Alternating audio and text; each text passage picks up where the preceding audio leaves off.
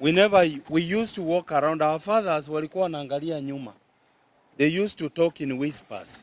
We weaned ourselves of that situation in 2010 when we gave ourselves this new constitution. Then now come this administration that is reading from Moi's rule book. I think media must join Kenyans in holding this administration to account. We cannot be in a country where it's normal to abduct Kenyans in broad daylight. We cannot live in a country where it's normal for police to kill without batting an eyelid. It cannot be normal for us when a young man is disappeared and nobody seems to care.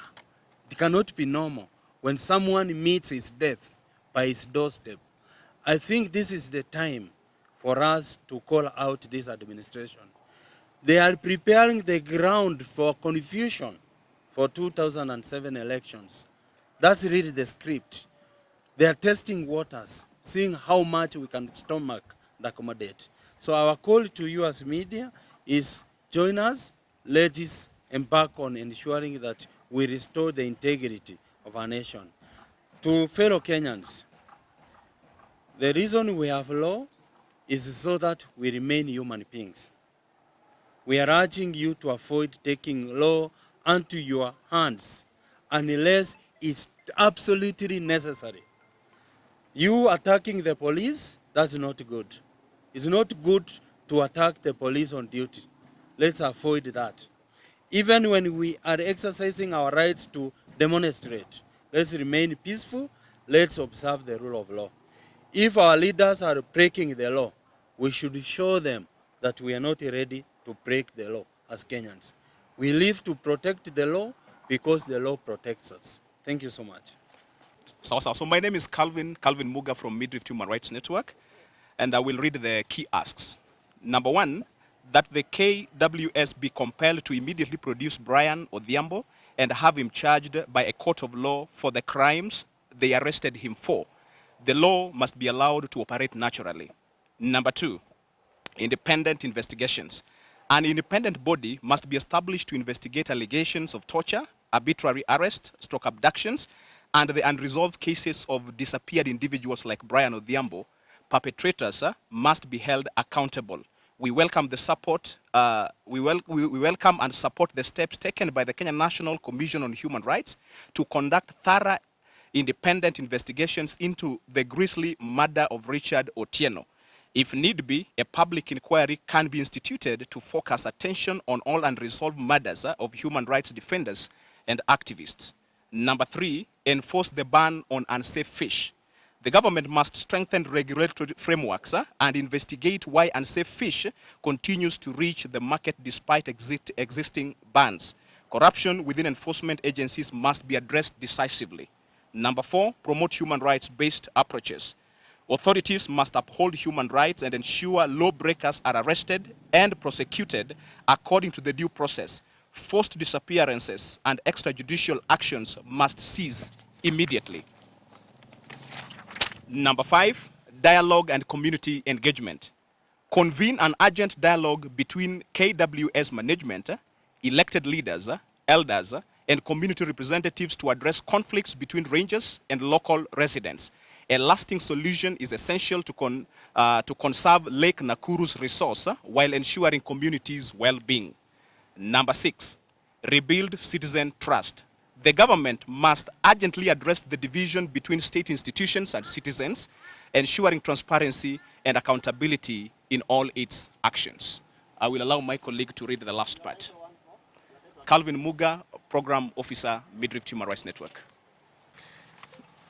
My name is Jane Githiri. I work with Women's Empowerment Link, and I will conclude the presser today.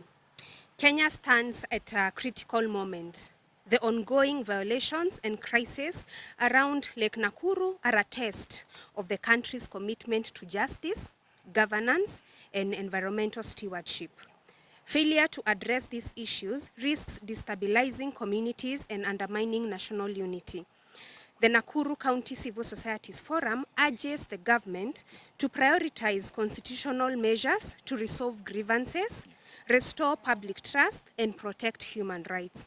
Additionally, the international community is called upon to monitor the situation and support Kenya in upholding the rule of law and safeguarding its citizens. Together, we can ensure a just, peaceful, and equitable future for all Kenyans. Thank you very much. So my name is Bansi Kubudha. I work for Center for Transformational Leadership and the co-convener of the Nakuru Civil Society Forum. I will read about the concerns that we have. There are basically three key concerns. The first one is human rights violations by KWS rangers in Lake Nakuru and Lake Naivasha. There have been scary incidents of harassment, arbitrary arrests, torture, and even disappearance of members of the public, particularly young men, from communities living around Lake Nakuru and Lake Naivasha. A case in point is the disappearance of Brian Odhiambo, which you may be already aware of, who was taken to custody by KWS officers from his house in Makuti area, Manyani Estate, Nakuru Town East, on Saturday 18th January 2025 at around 2000 hours. To date, Brian has not been presented to a court of law and his whereabouts remain unknown. Brian's family and friends are deeply traumatized and deserve to know the whereabouts of their loved one. The second concern that we have as civil society organizations is the murder of human rights activist Richard Otieno. The gruesome murder of the government critic Richard Otieno, who is commonly known as the Molo president in Elbagon on the night of Saturday 18th January 2025, highlights the alarming trend of impunity and deterioration of human rights reminiscent of the dark days of the Nyayo era. Such incidents erode citizen trust in law enforcement institutions, and we would want to see justice happen. We would want to know who killed Richard and why was he killed. The third issue is the rising public frustration and risk of anarchy. Recent events such as the fracas in Suswa following the death of livestock and subsequent violent clashes reflect growing dissatisfaction among citizens. Communities have begun resisting forced abductions to a point of confronting and dispersing state agents.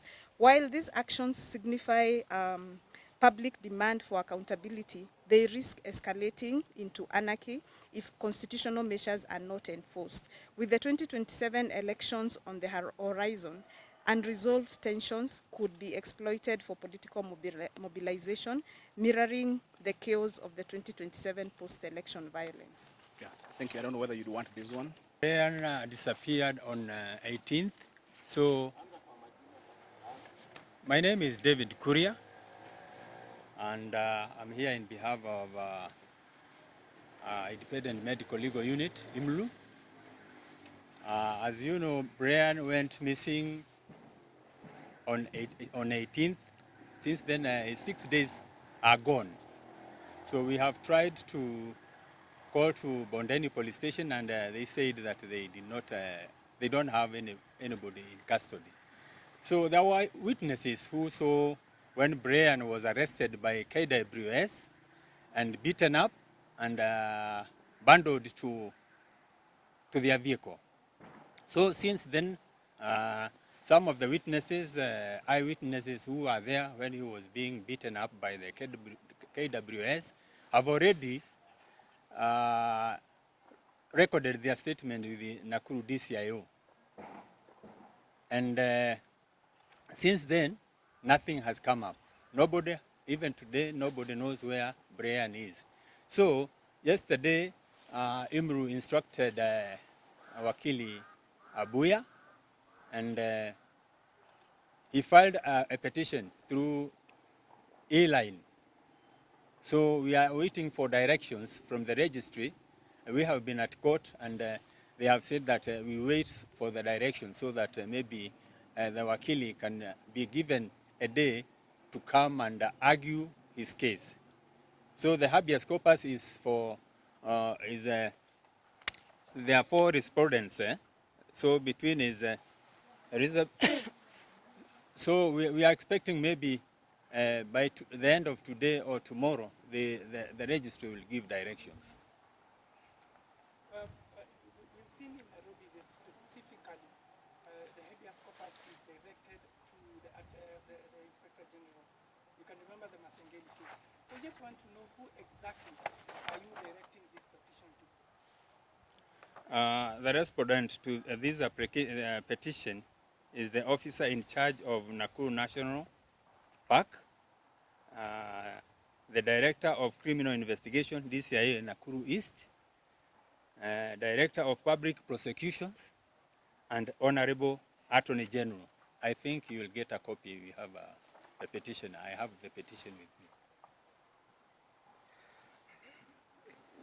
Jina ni Mwangi Muraya wa Nyambugi ambaye ni kutoka Nakuru Human Rights Defenders ambaye ni mwanachama wa NASCOF, na tumekuja hapa leo kuuliza maswala ni kwa nini kuna mauaji ambayo yanafanyikana katika Lake Nakuru National Park.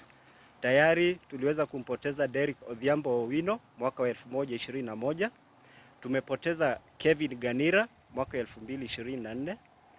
Na pia kuna watu ambao ni manusura wa risasi ambao wanaishi na majeraha nyumbani kama Hagai Kibisu, Barack Odhiambo, Alvin Williams, Sami Jenga, Luka Keya, na kwa wakati huu tuna mwenzetu kijana wa Nakuru ambaye anaitwa Brian ambaye hatujui yako wapi. Kwa wale watu ambao wameweza kushikwa katika pale game, wametoa ushahidi ya kwamba kuna unyama na tunataka vizuri kabisa Senior Warden Bwana Oyugi utuelezee kazi ambao mlipewa pale ya kwenda kuwalinda wanyama, kwa nini wao wanajigeuza kama wanyama? Tumeona wanawake katika jamii ambazo zinaishi karibu na Lake Nakuru wakiingia pale wanaweza kubakwa, wanapewa option mbili, aidha wanyamazi, aidha wauliwe, waachiwe fisi wa wakule ama wabakwe. Vijana ambao wanashikwa pale, kuna mmoja ambaye amedai ya kwamba maaskari katika National Park waliweza kumtandika na kumvua mavazi, na tunaamini ya kwamba mavazi yale walikuwa na mvua ndivyo wanyama wakiweza kumkula. Hatutawahi kupata evidence yoyote. Kwa hivyo Bwana Oyugi, vunja kimya chako, Wakenya wanangojea uwaelezee Bwana Brian ako wapi.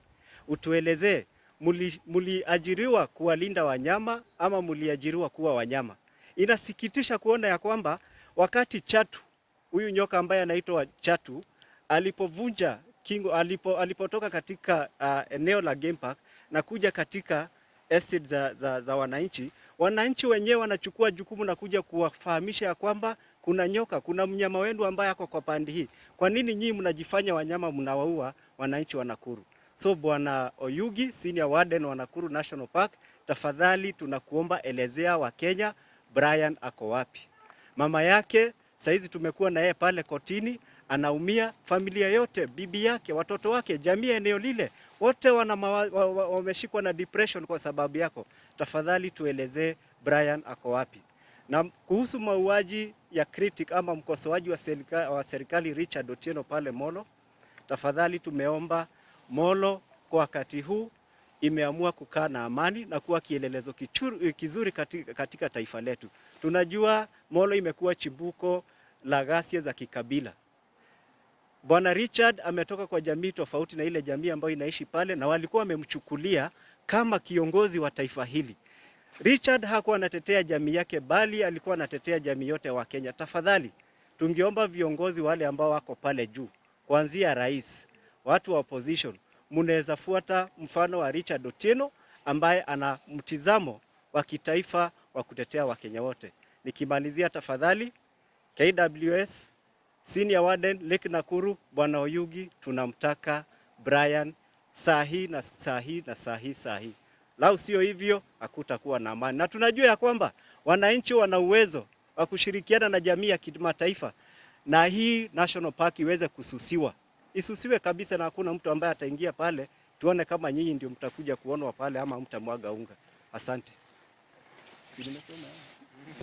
Maybe I can take that as we listen to others. Well, first and foremost, there is a lot that has gone up until today for us to be able to issue this pressure. We wanted to appreciate the circumstances behind these egregious human rights violations. So colleagues have taken time to reach out to possible witnesses. We reached out to the Kenya National Commission on Human Rights, for example, and asked them to deploy a team to come as a state human rights institution to come and establish the circumstances, for example, that led to the murder of Richard. You may be aware that Richard had received threats before he was murdered. Uh, there are snapshots of WhatsApp groups that are circulating in the public, pointing to altercations he may have had with individuals, with non-individuals. You recall that names of powerful individuals have been mentioned in association of this case, So we spent our time to try and establish and get information that would enable us have an objective view and objective analysis and recommendation. So we have seen members of the public, taking to the streets to demand accountability, something we support, but we are also careful to ensure that this does not degenerate to anarchy. That's why we have, for example, pointed out the incident at Suswa, where unfortunately a policemen were at, and we wouldn't want to have a situation where the public is having running battles with law enforcement officers. So we took our time to come out, but in our other spaces, including our social media platforms, our members and some of us as individuals have actively condemned these incidents and called for accountability. Can I expound more about the court case, the petition that was filed yesterday, and what you intend to do? Very well. My colleague Western is going to add. The idea is to compel the police and KWS to present Brian in court, because we have witnesses who saw the KWS officers arresting Brian. The police have denied ever receiving a suspect in the name of Brian Odhiambo in their custody. So the last person who was seen with Brian are officers of KWS.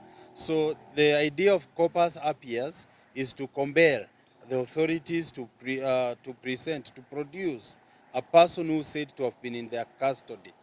And that is what this petition is all about. Yes. Maybe Western can add for greater clarity.